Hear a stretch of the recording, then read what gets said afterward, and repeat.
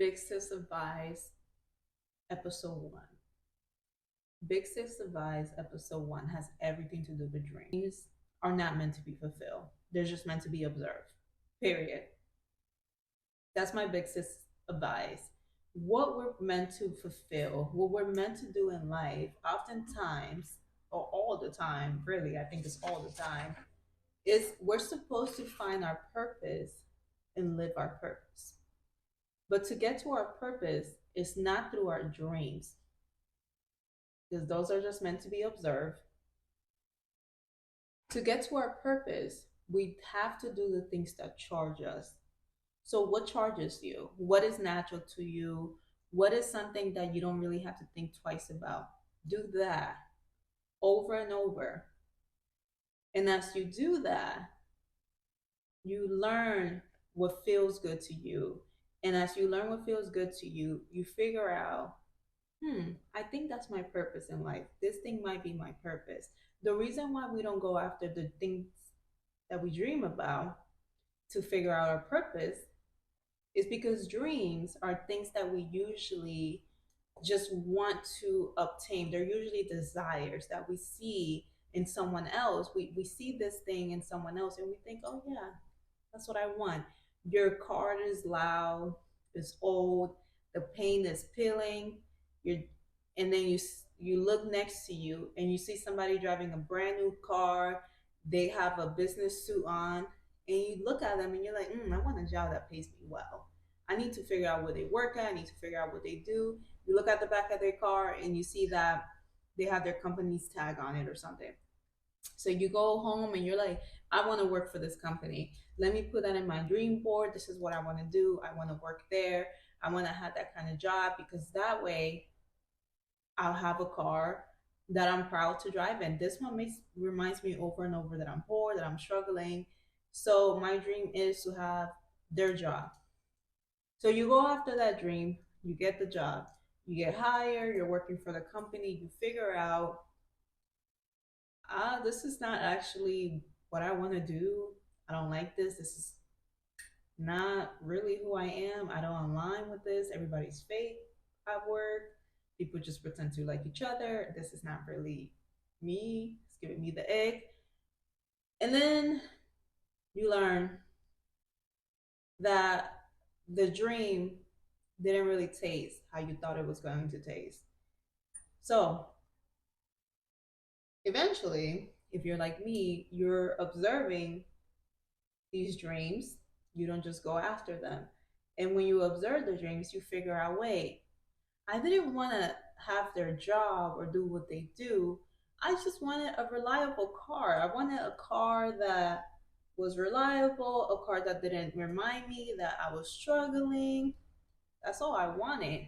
I didn't actually need to do like a life swap with them or try to be them. I should have just added to my vision board reliable car. I didn't need to add their job title. And when you observe a dream, you're able to figure that out. When you just follow the dream, you end up giving yourself heartache and distracting yourself from your purpose because you're trying to feed your ego and give your ego all these nice, pretty things. And all of that, all that does is it gives your ego like an instant like rush, but your spirit, your true self, you're not fulfilled there because you're not living your purpose. So if you're a little girl, and if you have a little girl in you, like I have a little girl in me, and one of your dreams was something like, when I grow up, I want to be a teacher, I want to be a doctor, try to figure out why that was the dream. Because oftentimes that doesn't come because you actually wanted to teach kids or like save lives. That usually comes because of the kind of energy that a doctor or a teacher has. There's something about them that feels good. Maybe people trust them. Maybe they're warm. Maybe they feel nurturing. And maybe you just want to have or be comfortable being all those things in the world. It doesn't mean that you necessarily have to try to be a teacher or a doctor. maybe you just like health, and that's what a doctor is. It's that they know about health, and maybe you are someone that maybe could be really good at holistic health, and you don't necessarily need to go get a doctor's degree and become a medical doctor, but you like the idea of being able to help people and heal people in that way. So that's what I mean by dreams are meant to be observed. They're not meant to just be chased, and they're supposed to fulfill you. And we don't really hear that because, especially when we're younger, we see it on TV, like, oh, who do you want to be? And every like healthy family relationship that we see on TV, um that's what we see. Like, we see the parents tell the kid, like, yeah, you could be wherever you want to be. Like, who is it, honey? Like, who do you want to be? You want to be just like your dad? Okay, yeah, have the same job that your dad has, or be like your mom. And like, their kids are encouraged to be like these people around them, or what they see, or what they don't have. And they're not ever asked to try to figure out why that's the thing that they want to do. So it's very natural for us to see these things on TV and feel like, oh yeah, so when I'm a kid, and or when I was a kid, if I saw somebody do these things and I like their energy and I like the way they carry themselves, especially they were nice to us, we might feel like we want to be like them, and literally be exactly like them when we grow up, when in reality that's not really what it was. They just have things, or they value things that we find inspirational, that we also want to value as well. And I realized that now, I'm realizing that now at this point in my life, after making a bunch of vision boards, I mean, like a bunch of vision boards, after being disappointed, heartbroken by my own goals and having a hard time accomplishing them, or accomplishing them and still feeling lost and confused and like, oh my God, who am I? Why did I accomplish all these things? And I still feel lost. Like, I don't feel happy about it. I don't feel excited about it. Like, why? And now I have figured out it's because I try to follow one formula to success. I grew up a support girl. So I felt like success was a good job. How do you get a good job?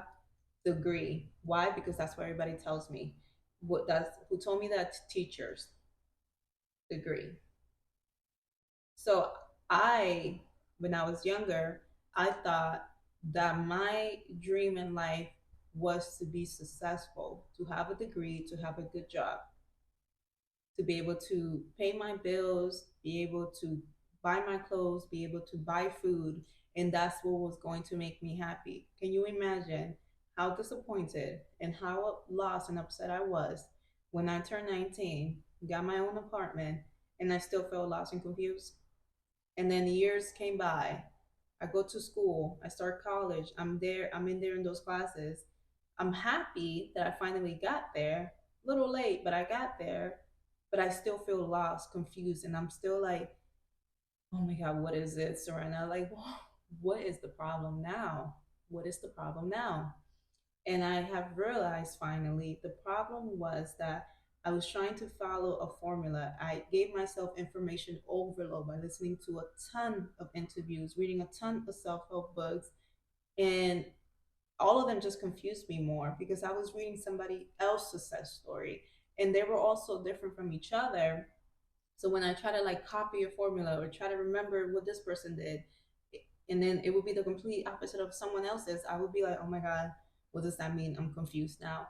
And it would just make me all feel so much more lost. And I figured out it's because my success is going to be different than someone else's success. But what they all have in common for the most part is they didn't do the thing that they thought that they didn't follow the thing that they were necessarily really obsessed with, or they really like doing. They didn't follow that thing. They did the things that came easy to them, the things that just they were natural at. And a lot of successful people, they're successful because they do the things that are easy to them. And one example that I have with that is like I'm gonna talk about Jay Shetty. So Jay Shetty talks about he wanted to have a show, like the show, like Oprah had a show. He wanted to be on TV. He tried that. He went to a network. They declined him. And then he thought, you know what? I'm just going to start a podcast on YouTube. This is what I'm going to do. I love talking to people. It's easy for me to talk to people. His wife talks about it all the time. Like he talks to everybody. He could have really deep conversation with everybody. If he's at a party, there's been people on his podcast that have said that he'll be invited to like a dinner or like an event, and then he'll like walk away from the table and he'll be gone for like 2 hours, and everybody's like, where's Jay, where's Jay? And then they find him talking to people somewhere around. And because he's really good at talking to people, he just is so natural for him to just talk to people and get real deep with them. And even though his dream was to be like Oprah, have a TV show, he said, I like talking to people. I like to interview people. I'm going to create a podcast, see what this goes. And he has the number one podcast right now. He has had the number one podcast for years. I'm listening to Jay Shetty for years, and he's been number one for a long time now. And he didn't follow his dream. He followed what charges him, what makes him feel good. And that's a lot of success people's story for real. They try to give you like a formula, like, oh yeah, I did this, like I got up, I wake up at 4 o'clock in the morning, I read one self-help book a week, I stay focused, I did this, I disciplined and I did this. They try to give you like a book on how to follow it because people like directions. People like to know what to do and rules. And we as adults, we get used to being told what to do. We think that when we grow up, we're going to be free and stuff. But to be honest, we're given a work schedule. We're told how much money we can make at a company. Like they tell us, if we don't pay our rent, we get evicted. If we don't pay our credit cards, we get a fee. So we're always we're being controlled by so many things. So naturally, we want some type of structure, even when it comes to success. And a lot of successful people, some of them are smart enough to know that, so they try to create some type of formula for people to follow. But the reality is, everybody's story is going to be different. Everybody's success story is going to look different. Yeah, it might be the same destination, but the road that you take could be completely different from the road that I take. And that's okay because our purposes are going to be different. We could be working the same job, doing the same thing, and your purpose could be completely different from my purpose. And that's the thing, and that's the reality. So my big sister advice is, if you're in high school, haven't started college yet, don't start thinking about, okay, what jobs are going to pay me? What degree is going to really get me there? Smart girl, smart person for thinking like that. But I want you to go a little bit deeper and think, what are the things that are easy for me? What are the things that are very natural for me? And if you don't know because you're young, or maybe you're a late bloomer and you're still figuring yourself out, it's okay. Sit with yourself and figure out what are the things that are easy for you. We all have something that's just it just comes natural for you. I always would say about me that I wasn't a creative. Yeah, I had a bunch of creative friends. I always date creative people. Every person I ever dated, every person I've been obsessed with, especially women, they always had like some type of creative skill. And I would always be like, oh my God, like that's so cool that they're like that. And I would always tell myself, like, I'm not a creative, I'm not a creative. But the truth to be told, I am so good at writing. I have a creative way of thinking. I'm very empathetic. I could literally read somebody's body language and figure out how they're feeling. I could even predict what somebody's going to say because I'm that good at reading people. My emotional intelligence is very high. And when I really want to, I could make it so no one ever has a conflict because I know how to get to people. I know how to touch people, but when I want to, but it's a skill that I always have had. And when I was younger, I thought I was psychic or something. I'm like, oh, how come people couldn't tell that this person was going to say that or think that? Like they couldn't tell by their energy. And I felt like something about me just was like this powerful thing because my intuition was always so strong. But that's my skill. That's my skill. I could let emotions come through me and I could feel them really deeply. And I could put it into a poem, I could put it into a very creative writing piece. And I also use that skill to connect to people. I can't have like small talk with people. If I have to, I'll do it. But I'd rather know all your fears because that's going to tell me what kind of person you are. And if we're friends, I'm going to help you find your purpose. That's the kind of person I am. Like, I love doing that. That's my skill. I could tell what somebody's capable of doing, I could tell what someone's fear is, and if they never think that deep about themselves, people like me are great for people that are trying to figure out what to do in life because I'm a deep thinker. Don't worry, love. I'll think for you. That's a skill. A lot of people don't like to go that deep. A lot of people don't like to go deep into deep thinking. When I was 16 years old and I started high school, there was a therapy program. I signed myself up for it. My peers, they did not want to go there because then they'll look like they have problems. Nobody wanted to look like they have problems. I knew that I knew I was open to self-reflection. I wanted to figure myself out. And I know that if you could self reflect and you could figure yourself out and you could understand your feelings, you'll do life is a little bit easier for you.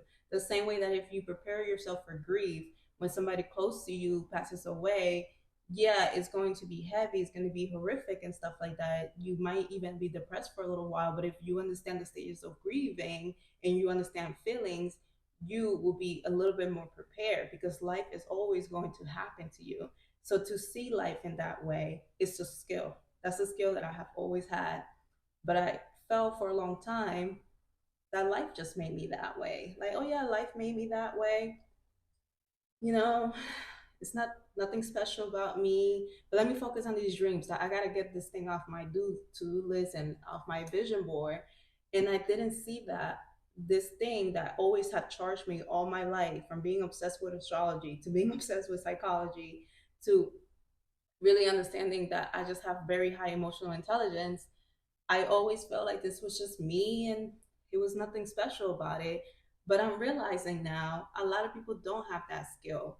A lot of people are not able to see that the glass is always half full and half empty. I naturally do that all the time. So you have a skill. I know you do. You just need to figure out what it is. So my big sister advice is don't rush into figuring that out. Now, if you grew up poor like I did and you need a job, do the job, get the job, but don't ever stop doing the things that charge you. Even if it's for a little bit a day, don't ever lose that because if you just get things off your checklist and your only focus is to pay bills and just get into this little wheel, this little hamster wheel in life, you're going to be someone that's not going to feel fulfilled. So always do the things that charge you, even if they're just a hobby, even if it's just a hobby, because you got to take care of yourself, right? And if you grew up poor, you know that you have to take care of yourself, but don't stop doing the things that charge you. And I stopped doing the things that charge me. And that's why, even though I would get the jobs that I manifested, I wouldn't feel good. And then I started doing the things that made me feel charged and still went to work. And then I started to feel better and better and better. And now I'm just realizing, like, you know what? I could actually change my whole idea of success to this, and I could still be successful, and the bills could still get paid, and I could still have stability. I could still value all the things that I valued when I was little, and make my inner child feel safe. But I could still change what success is. I could still break the rules in my life because it is my life. Even though society wants us to be so structured and control us, that doesn't mean that I have to conform. You could be someone that wants to be, you could be rebellious and in a way where you're not getting arrested, in a way where you're not getting in trouble or you're being chaotic. You could be rebellious when it comes to doing the things that charge you, by changing your idea of what success is. That's rebellion in itself. Deciding to say, like, I'm not going to school. I'm instead going to do this thing because it feels good to me. and I'm going to keep doing it because I trust that God is going to get me to where I need to go from there, it's being rebellious. And I'm proud of you for that. Good for you. Because people that are successful are rebellious. That's why many of them don't even have a college degree. They decided to not conform in some sense.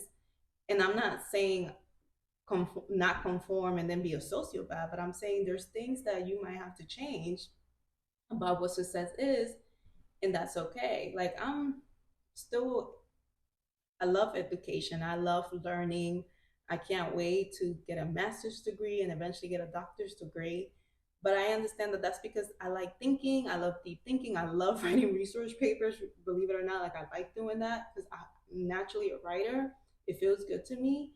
But that's not what success is for me. Success is doing the things that charge me. So as I also do the things that charge me, that doesn't mean that I can't have goals that are more about stability.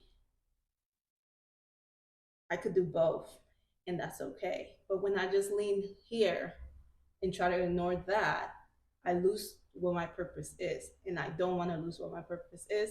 I've done it before. I don't want to do it again. And now that I know that I was doing this wrong, I want to share it as big people, big sister advice.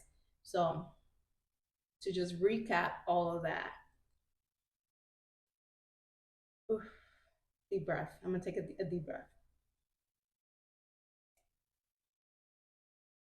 To recap all of that, your dreams, more often than not, are meant to be observed. They're not meant to immediately be put on the vision board. They're not meant for you to immediately figure out how to do it in 2 years. They're meant to be observed. What you're always supposed to do, though, is do the things that charge you. What charges you? Is it playing hockey with your friends? You like playing hockey, or you're in a hockey team and that really makes you feel good? Do that. Don't stop doing that.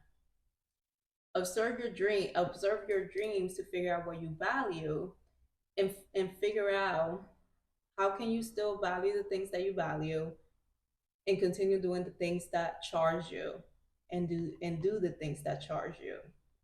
There are people that say often in interviews, this just happened to me. This was even in the plan. It just happened to me. I decided to do this, and then I decided to do that. That's because they kept doing the things that charged them, even though in their plan, what they had is, I need to do this thing, I need to do that thing. This is how I am successful. But somehow their purpose was able to come through, seep through, and they were able to just keep doing the things that charge them, and they align with their purpose, and they live this great life.